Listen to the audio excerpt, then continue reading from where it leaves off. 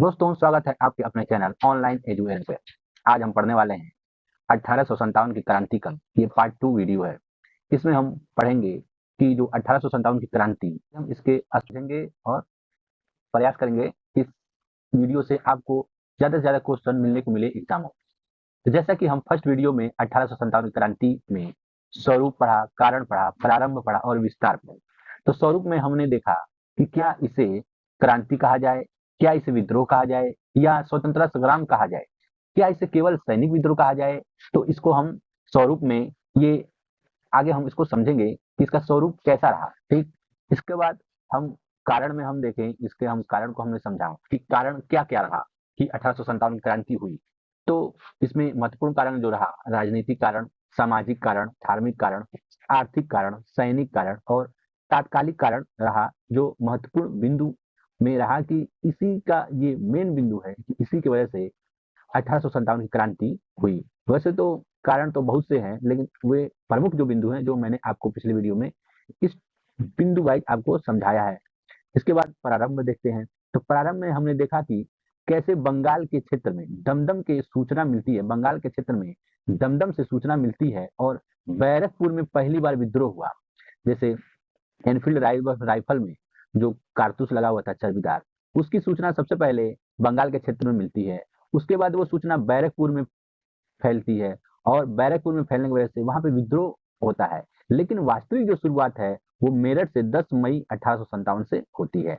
फिर हमने देखा था इसके विस्तार को लेकर कि भारत के मैप पर, मतलब इसका जो विस्तार को लेकर हमने देखा था कि भारत के मैप पर किस तरह से भारत के विभिन्न क्षेत्र में यह आंदोलन फैला। और चार्ट के माध्यम से, इंडियन चार्ट के माध्यम से हमने देखा था इस विद्रोह का नेतृत्व किस क्षेत्र में, किस शासक ने और किस अंग्रेज ने इसको दबाया। इसका नेतृत्व किस क्षेत्र में हुआ और किस शासक ने किया और किस अंग्रेज ने इस 1857 के विद्रोह को दबाया, इसको हमने चार्ट के माध्यम से देखा था। आज हम देखने वाले हैं, आज हम 1857 की क्रांति को वीडियो के दूसरे पार्ट में देखेंगे कि यह विद्रोह धीरे धीरे असफलता की ओर जाता है और अंत तक असफल हो जाता है। हम तो इस असफलता के पीछे कौन कौन से ऐसे कारण हैं, इस असफलता के पीछे कौन कौन से ऐसे कारण हैं जिनकी जानकारी होना चाहिए। असफल होने से इसके कुछ परिणाम निकल कर सामने आए। जैसे ही असफल हुआ तो उसके बाद कुछ परिणाम इसका निकल के सामने आया, जिसमें कुछ भारत के पक्ष में तो कुछ ब्रिटिश अंग्रेजों के पक्ष में रहा। और अंत में हम देखते हैं इसके स्वरूप से जुड़ा हुआ भारत की इस क्रांति के संबंध में किसने क्या कहा है। चलिए सबसे पहले स्टार्ट करते हैं कि असफलता के कारण को, जिनमें निम्न प्रमुख बिंदु हैं। पहला है सीमित स्वरूप या सीमित क्षेत्र, इसका सीमित स्वरूप और सीमित क्षेत्र। और 1857 की क्रांति में नेतृत्व में अभाव, मतलब इसमें कौन नेतृत्व किया, कैसे किया, इसका अभाव हम देखेंगे। सीमित संसाधन, इसमें कौन सा संसाधन का यूज किया गया और कैसे किया गया, क्या रहा क्या नहीं रहा, इसको देखेंगे। संगठन का अभाव, 1857 की क्रांति में संगठन का कैसा अभाव रहा ये समझेंगे। भारतीयों का समर्थन का अभाव, और 1857 की क्रांति में भारतीयों ने अपना समर्थन कैसे दिया और किस तरह नहीं दिया ये भी देखेंगे। उद्देश्य की अस्पष्टता का अभाव, और 1857 की क्रांति का क्या उद्देश्य रहा, किसका किसका पर्पज था कि उन्होंने 1857 में क्यों भाग लिया, ये सब हम समझेंगे। तो सबसे पहला जो सीमित स्वरूप और सीमित क्षेत्र, तो दक्षिण भारत में इसका प्रभाव नहीं रहा। भारत इतना विशाल जो देश था, इसमें 1857 की क्रांति केवल उत्तर भारत में और पूर्वी भारत में केवल रहा। जैसे बंगाल के क्षेत्र में, यूपी के क्षेत्र में, कुछ राजस्थान, कुछ हरियाणा में रहा, लेकिन ये पूरे भारत में नहीं रहा। तो दक्षिण भारत में इसका प्रभाव नहीं रहा, मद्रास में तो बिल्कुल ही नहीं रहा। पश्चिम भारत का क्षेत्र, जैसे पश्चिम भारत का क्षेत्र महाराष्ट्र का क्षेत्र हुआ, गुजरात हुआ, राजस्थान का बहुत बड़ा क्षेत्र, यहाँ पे 1857 क्रांति का कोई प्रभाव नहीं पड़ा। तो ये भी कारण है कि इतना बहुत बड़ा ये इसका स्वरूप ना बहुत बड़ा नहीं रहा, ना तो क्षेत्र इसका बहुत बड़ा रहा कि अंग्रेजों को ज्यादा प्रभावित करता कि 1857 क्रांति का मतलब आगे बढ़ता, जिससे जीत होती। दूसरा कारण था नेतृत्व का अभाव।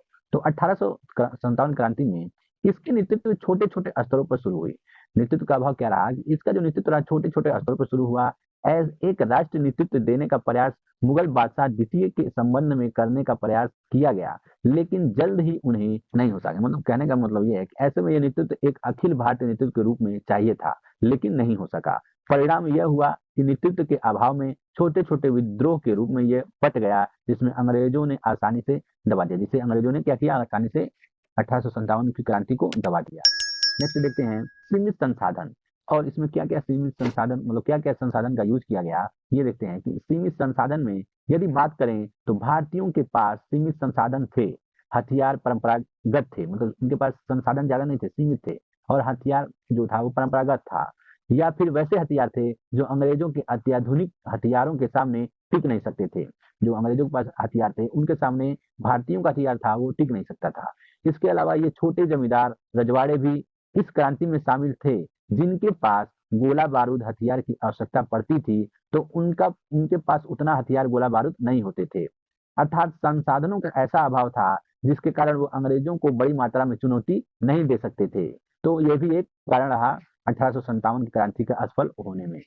तो दूसरा कारण हम देखते हैं इसके बाद, चौथा कारण देखते हैं संगठन का अभाव। तो संगठन का अभाव का तात्पर्य है कि जितनी भी क्षेत्र में विद्रोह हो रहे थे, मतलब जितने भी क्षेत्र में विद्रोह हो रहे थे, जैसे लखनऊ में हो रहा था, कानपुर में हो रहा था, झांसी में हो रहा था, बिहार में हो रहा था, लेकिन इन सब में आपसी तालमेल नहीं था। आपस में सर्व मिश्रण का अभाव था। क्या था? आपस में सर्व मिश्रण का अभाव था। जैसे हम बाद में देखते हैं कि भारत में एक संगठन कांग्रेस आता है, और कांग्रेस के नेतृत्व में भारत की जीत होती है। जैसे कांग्रेस के नेतृत्व में क्या होता है, भारत का एक जीत होती है, क्योंकि ये एक संगठन था। ऐसे संगठन 1857 की क्रांति के समय नहीं था। अर्थात संगठन के अभाव में यह एकजुट नहीं हो पाते हैं, जिसके कारण 1857 क्रांति में असफलता का मुंह देखना पड़ता है। पूर्ण रूप से भारतीयों का समर्थन का अभाव। पांचवा महत्वपूर्ण कारण था पूर्ण रूप से भारतीयों का समर्थन का अभाव। भारत के कुछ ऐसे वर्ग थे जो इस आंदोलन में बढ़ चढ़कर भाग नहीं लिए थे। जैसे शिक्षित वर्ग, ये जो शिक्षित वर्ग थे, इन्होंने इस आंदोलन से दूरी बनाई और कभी कभी इसकी आलोचना भी किए। जमींदार वर्ग, अपने हितों के लिए कुछ जमींदार वर्ग ने ब्रिटिश को सपोर्ट किया। हालांकि ऐसा नहीं था कि सभी जमींदार वर्गों ने, क्योंकि बिहार में जो बाबू कुंवर सिंह थे वो जमींदार भी थे और उन्होंने अंग्रेजों का विरोध भी किया। लेकिन अधिकांश जमींदारों ने, जैसे बंगाल के जमींदार हों या दक्षिण भारत के जमींदार, उन्होंने अंग्रेजों का साथ दिया। शिक्षित वर्ग पूरी तरह से भाग नहीं लिया। कुछ भी किसान भाग लिए तो कुछ ने भाग नहीं लिया। तो कुछ भारतीय ऐसे भी थे जो 1857 की क्रांति में भाग नहीं लिया, जिसके कारण ये आंदोलन धीरे धीरे करके समाप्त हो गया। छठवां कारण है उद्देश्यों की अस्पष्टता का अभाव, मतलब उद्देश्यों की अस्पष्टता का अभाव, ये छठवां कारण है। गांधी जी के नेतृत्व में हम देखते हैं कि उद्देश्य अस्पष्ट होता था। जैसे असहयोग करना हो, अंग्रेजों को भारत छोड़ने के लिए विवश करना हो, करो या मरो आदि जो उद्देश्य जो बनाया जाता था उसमें स्पष्ट होता था कि ये करना। लेकिन 1857 की क्रांति में यह उद्देश्य दिखाई नहीं देता था। उद्देश्य स्पष्ट नहीं था कि क्या करना चाहते हैं विद्रोही। सब अपने अपने व्यक्तिगत हितों के लिए लड़ रहे थे। जैसे नाना साहब अपने व्यवस्था को पाना चाहते थे, अपने पेशवा को पाना चाहते थे। बेगम हजरत महल अपने पद के लिए लड़ाई लड़ रही थी। लक्ष्मीबाई अपने दत्तक पुत्र को सत्ता दिलाने के लिए। बाबू कुंवर सिंह अपनी जमींदार व्यवस्था पुनः पाने के लिए ये 1857 में कूदे थे।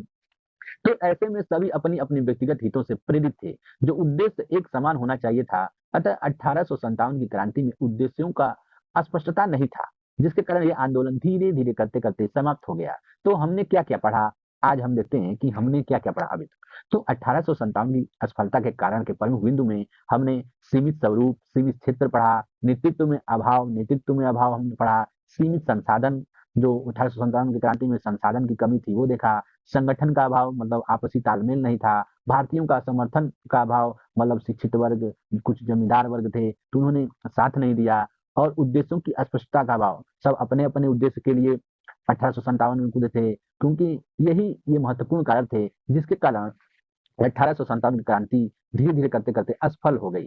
तो हम इसका नेक्स्ट वीडियो में देखेंगे कि 1857 की क्रांति जो हुई इसका परिणाम क्या रहा। अंग्रेजों को क्या इससे पक्ष में फायदा हुआ, और भारतीयों को जो परिणाम निकला इससे उनको क्या फायदा हुआ। तो हम इसको नेक्स्ट वीडियो में देखेंगे। तो आपसे उम्मीद है कि आप लोगों को ये समझ में आया होगा। अगर नहीं आया हो तो हमें कृपया करके बताएं, और हमारे चैनल को सब्सक्राइब करें और शेयर करें। थैंक यू दोस्तों।